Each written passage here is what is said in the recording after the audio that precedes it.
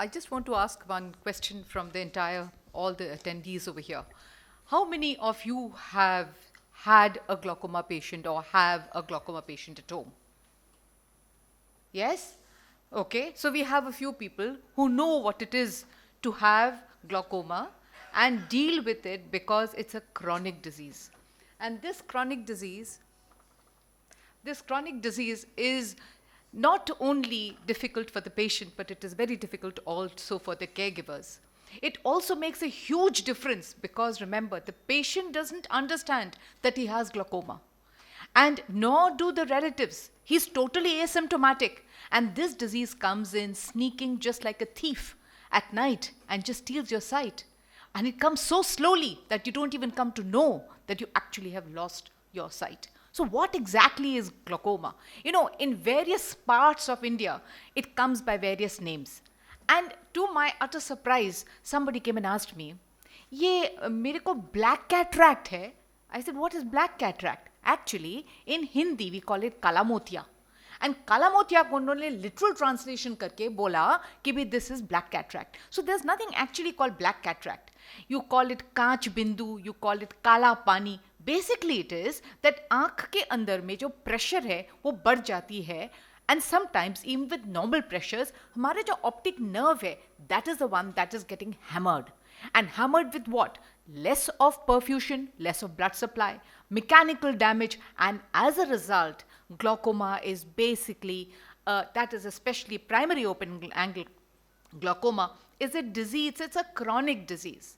One word that we should always remember, that is a progressive disease. ये progress करेगा, धीरे धीरे करेगा, but करेगा ज़रूर. And if it's not treated, जल्दी करेगा. And it will make you lose your sight. That's the most unfortunate thing. And it causes an atrophy of the optic nerve fibers and loss of all the retinal ganglion cells as well as the axons. And most of the studies, especially studies done by Ramanjit Sehota and all, they have said that most of the patients are symptomless. In fact, 90% of patients are symptomless. And by the time they become symptomatic, they have already lost permanently their nerve fibers. And they have now developed an irreversible disease. You know why I'm stressing on this? Patients come and say, हमें तो कुछ भी नहीं तकलीफ है, आप क्यों बोल रहे हैं? हम क्यों दवाई लगाएं? And why should they? They are symptomless and you are telling them to put all types of ocular drops which is causing them so many problems. So you have to sit and counsel them that they must put their medicines. And why is glaucoma so important to us? Just imagine 80 million are affected by glaucoma in the world. And by the time we are very close to it, 2025, number will become doubled. It's the leading cause of irreversible blindness. In cataract, you do fantastic surgery, as Professor Mahipal has showed us, do fantastic surgery and you get back fabulous vision. But when you have glaucoma, you don't get it back. And that is what I want to stress to you all. It's a very serious public health problem. Why? Because the number of people who are affected by glaucoma is very significant all over the world. And mind you, it's not just in our country, but of course the developing countries are worst affected. Burden of blindness from glaucoma is very significant, and the cost to the patient, हर महीने आपका at least 3,000 to 4,000 rupees, if not more, is being spent on medicines which you hate because they cause you so many problems. Then again, what are the risk factors? Your advancing age. Per decade increase of age, you find that your glaucoma increases. So you're 40, chances are less. You become 50, worsens. If you're 80, 100% it worsens. If you've got refractive errors, let's say you've got myopia. We've talked about myopia earlier too. Myopics are definitely more prone to having primary open angle glaucoma. If you are hypermetropic, that means आपकी आँख छोटी है. As a result, सामने का जो हिस्सा है, anterior segment is also small. As a result of which, you land up with something known as angle closure glaucoma. But don't think that it is only the oldies who get affected. It can even be when you are born. You're born with glaucoma. That means a little baby in the neonatal stage itself has landed up with glaucoma. And mind you, this disease is treatable if you detect it fast, and also along with that, the only method of treating these childhood glaucomas is only one, and that is surgery.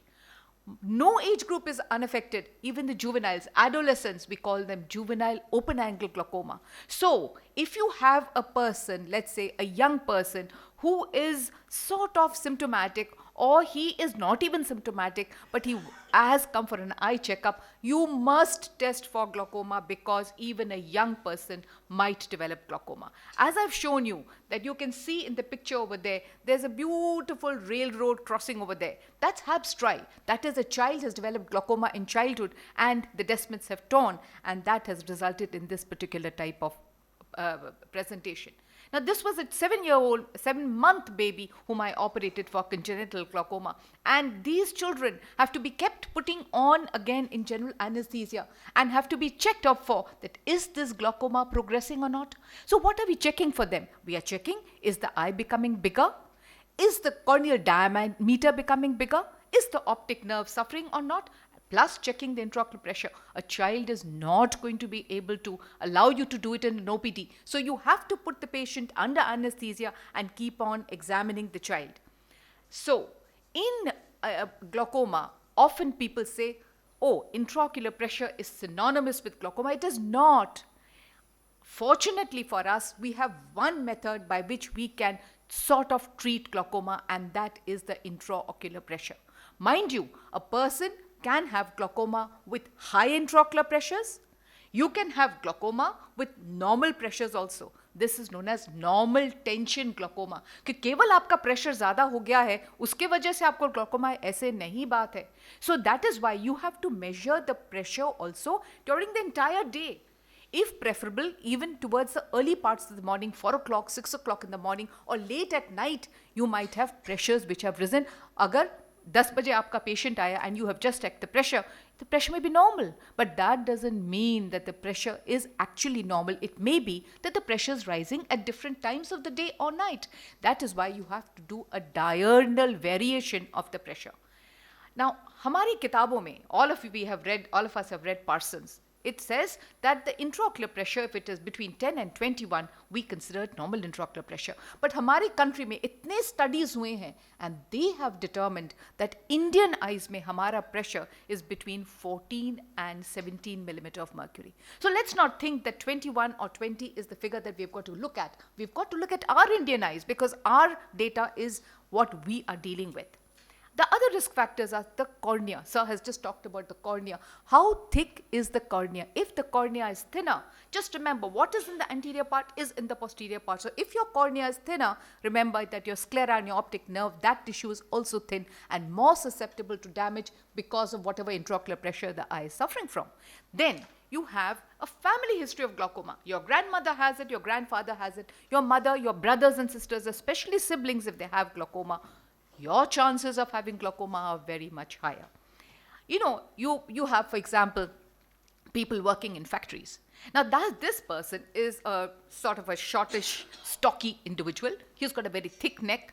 And वो आप देखते हो कि वो दिन में सोता रहता है. Just think that he may be having sleep apnea syndrome.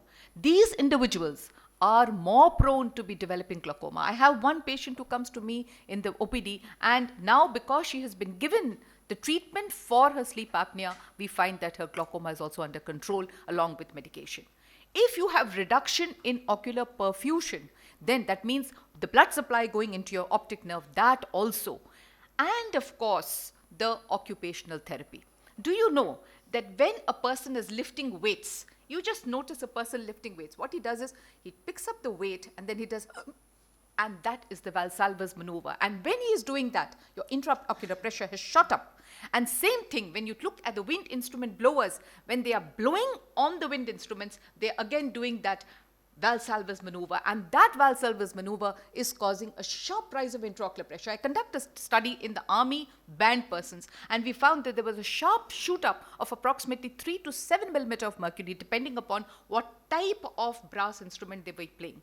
Now, in the yoga, we all say this Sirsasana, the head down position, that also is definitely absolutely should be tabooed where the patients of glaucoma are concerned, because these people also have a lot of intraocular pressure increase when they are in that head down position. A lot of people, in India, they love to do this hydrotherapy. Subah utke, then they start taking, say 7-8 glasses of water, fat karke. That means in half an hour, 1 hour, they have already taken so much of water. Those people who are prone to having angle closure glaucoma, these are the people who are susceptible to be developing glaucoma because of hydrotherapy. So it is not very wise to take so much of water at one go, because if you have glaucoma, remember that's going to worsen.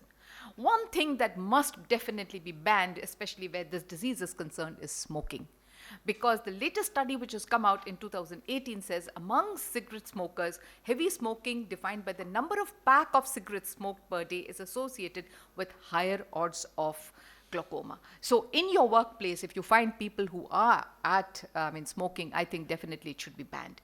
And you must also be very careful. Lots of people are on corticosteroids of various varieties, whether it's a topical medicine that they're putting for skin, or they're using inhalers, or they're taking tablets, or they're putting eye drops. Remember that they may be prone to be developing glaucoma too, especially if they are responders to glaucoma. Then responders to corticosteroids. Then people on antidepressants, antipsychotics, antihistaminics. All of us are using antihistaminics, aren't we? Giving it left and right to our patients. But just remember that they can have it. Even the thing like antiepileptics, like topiramate. All of us know about topiramate, of course. So remember, topiramate can also cause glaucoma because of the cerebrochoroidal effusion that it causes. And anti-Parkinsonism medications. Now, when we are examining a patient, and that time in the clinic, at that time we are looking at the iris. The iris and the pupil are great features which tell great anatomical regions where we can catch our glaucomas. Like you can have a pupillary rough atrophy, you can have, and the normal pupillary atrophy I have shown you. And this sign was detected, by the way, in again RP Center, where they found that people having this rough atrophy, they were having glaucoma in that area. A person who's having, let's say, for example, posterior synechia, and there's a pupillary dysfunction, irregular pupil, they are all symptoms, or rather signs of that the patient has undergone angle closure glaucoma. Glaucoma flecken, we just see the subcapsular opacities present on the anterior lens capsule. That is also telling us that the patient has probably glaucoma. Look at this whirling of the iris. I've written over there, whirling of the irises of my own patient, where you found that, yes, you look at this, you know that this patient has suffered from angle closure glaucoma earlier. Of course, uveitis. So various diseases are there which can result in glaucoma. And for example, as I've shown you, uveitis, then you've got also the KPs which are present in the anterior chamber, the posterior synechia which are present. The color of the iris also tells us a lot. Iris Bombay, which tells us, yes, this patient may be suffering from glaucoma. Posner-Schlossman syndrome, we know, where suddenly a young person just comes with one eye, sudden rise of pressure and a lot of pain, and you know that, yes, he may be having an attack of Posner-Schlossman or uveitis type of glaucoma. And of course, trauma. And this trauma is something that please do not neglect at any point of time. You have in your various workplaces, whether it is in a factory or even while playing games, even for example, whether it is a volleyball or it is basketball or it is a badminton racket or it is a shuttlecock, that might cause hyphema and it might cause damage to the angle of the anterior chamber and result in glaucoma. And I have shown you there, see, the evidence of glaucoma is all there. We just have to catch the evidence, and that tells us that, yes, this patient has suffered from trauma and therefore may be having glaucoma. Then, of course, pseudo exfoliation syndrome, which is so common amongst us Indians. This may result in both angle closure glaucoma, open angle glaucoma, and it can also present with the acute rise of intraocular pressure with open angles. Then we have got to think of it. Gonoscopy is one of the most important things that we must do for every patient, because it tells us that what type of glaucoma do we have. Whether it is a primary glaucoma or a secondary glaucoma, is it angle closure or is it an open angle? And accordingly, then we will treat the angle. So in an open angle, you can see all the structures, and in a closed angle, you cannot see the structures. Now, suppose you've done gonioscopy and you find that the angles are completely closed, you obviously have to take the patient and do either a iridoplasty or gonioplasty, or you have to create a small hole in the iris that goes by the name of YAG laser iridotomy. These days, there are such fantastic lasers have come up that it is very easy to do the patient. Otherwise, maybe 30 years ago, 40 years ago, we had to take the patient up and surgically open up and do, and we had to do an iridectomy for the patient. Let's not forget this important thing, that is blunt trauma, perforating trauma. All of them can cause glaucoma. Now, in something that is known as angle recession glaucoma, patient has been injured, innocuous type of injury. He has forgotten that injury. You have done a gonioscopy for the patient, and here you find that there's widening of the angle, and widening of that angle, and there is intraocular pressure which has probably risen, and along with that the optic nerve has suffered damage. So angle recession glaucoma due to trauma is a very significant thing. Most of the times patients have forgotten that they have sustained trauma. This is very important because suppose, for example, in your workplace the patient has suffered from this kind of trauma and he has got to get disability. Then if you detect it, then of course the individual gets helped. You might also find by gonioscopy peripheral anterior chamber, peripheral anterior synechia. You might have vessels in the angular recess. You might also have various, you can see small blood vessels which are present, that is neovascular glaucoma, because every time you have some kind of retinal pathology which is causing hypoxia of the retina, that is causing the VEGF factors resulting in neovascular glaucoma. So glaucoma is affecting actually three parts of the posterior segment of the eye. One is the optic nerve, of course the ganglion cells, and is causing nerve fiber thinning. And very, very important thing that we keep on doing is the perimetry for patients. That is, everyone knows, the people say the button dabane wala test. Patient को जब हम समझाते हैं आपने button दबाने वाला test किया है, and they understand that that is perimetry. Patients think it is very difficult. No, if you counsel the patient comfortably, because this test has to be done minimally 3 times in order to get a reproducible defect. पहली बार patient करेगा वो 100% गलत आएगा, and therefore you have to repeat it to say that yes, defect इसी जगह में बार बार करके आ रहा है. And it is not just in glaucoma, it can occur in various types of diseases also, like stroke, hemiplegias, etc. For example, a person has got, let's say, ischemia of the brain. Over there also you might get a defect. Now look at some of the defects where I have shown you. This is an inferior nasal step, that is, the defect is present superiorly, the nerve fibers have got lost, therefore you've got an inferior defect. Now this is a patient who's got advanced loss. That means he's got superior nerve fiber loss, inferior nerve fiber loss, resulting in this kind of large defect. And this is a patient who has what is known as tunnel vision. That means uske sare peripheral fibers मर गए हैं, atrophy हो गए हैं, वो केवल सामने से देख पाता है, यहाँ से क्या आया, यहाँ से आया, क्या आया, उसको कुछ नहीं पता है. This is of utmost significance to you because those people, especially who are working in factories, in where large machinery are concerned, are present, remember, patients do not know they have field loss, and they might inadvertently lose their limbs if this is not tested for.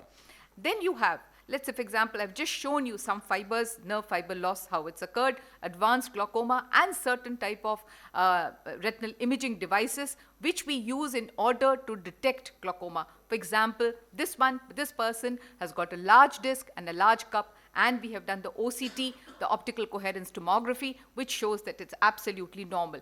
Another patient where again the same thing, we are matching all the 3 things together, that is, what is the optic nerve disc looking like, what is the field looking like, and what are the OCT and the RNFL and GDX looking like. These are imaging devices in order to check for glaucoma. So this is another patient with glaucoma for whom the OCT has been done, and we always check what is the clinical picture and what is the imaging device. Are the 2 corresponding? If what is also the perimetry, is it corresponding or not? So these are some of the pictures that I'm showing you where various patients, for example, this was an individual who was whose pressures were 22 and 26, no family history, that means no risk factors, and no other risk factors like myopia, hypertension, etc.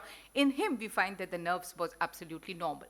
Now, if a person has field loss, here is a patient who has normal vision, early glaucoma, gradual desconstriction, and as the field loss is becoming greater and greater, he just has tunnel vision. Just remember, this has great implications. This individual, when he has tunnel vision, should not be allowed to drive because he's not being able to know what is coming from the sides. When he's walking on the road, you should tell him that, okay, something coming from the right side, you will not come to know. This has great implications for the patient. So, high degree of suspicion is very important. For every case which is being examined, you have to thoroughly search for glaucoma, because glaucoma is an asymptomatic disease, and as I said, it's a silent thief of sight.